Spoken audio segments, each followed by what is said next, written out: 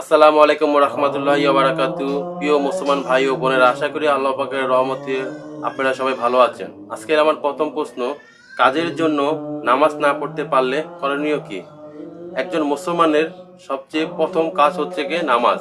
যত বড় কাজ আসুক না কেন, নামাজটা আগে পড়তে হবে। সুতরাং কাজের জন্য নামাজ ত্যাগ করার কোনো বিধান ইসলামে নেই।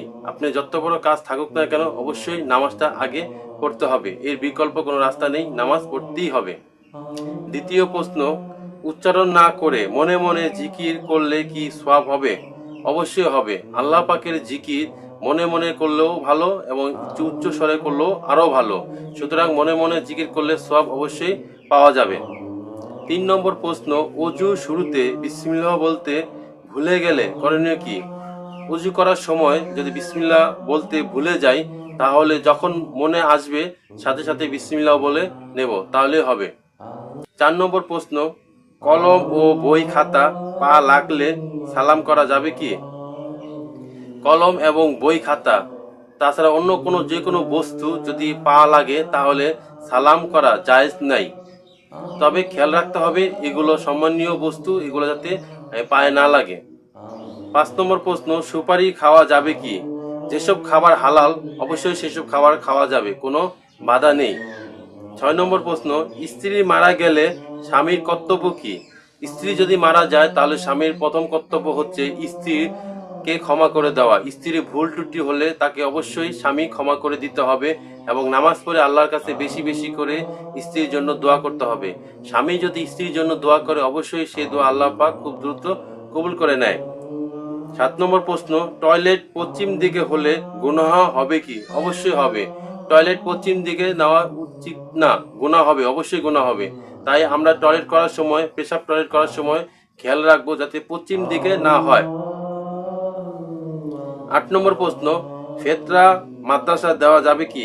ফেতরার টাকা মাদ্রাসা মসজিদ দেওয়া যাবে না। ফেতরার টাকা অবশ্যই গরিব দুঃখী অসহায় মানুষদের হক। সুতরাং ফেতরার টাকা গরিব অসহায় দুঃখী মানুষরা পাবে। 9 নম্বর প্রশ্ন, জোরে হাসলে অজু ভেঙে যায় কি? জোরে হাসলে অজু ভাঙে না। অজু করার সময় যদি কেউ জোরে জোরে হাসে তাহলে তার অজু ভাঙবে না।